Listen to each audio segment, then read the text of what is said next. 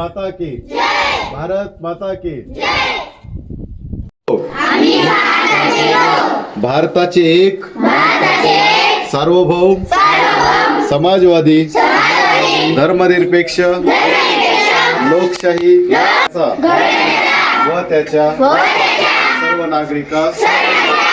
सामाजिक न्याय समानता निश्चितपणे प्राप्त करून देण्याचा आणि त्या सर्वांमध्ये व्यक्तीची प्रतिष्ठा व राष्ट्राची एकता आणि एकात्मता बंधुता संवर्धित करण्याचा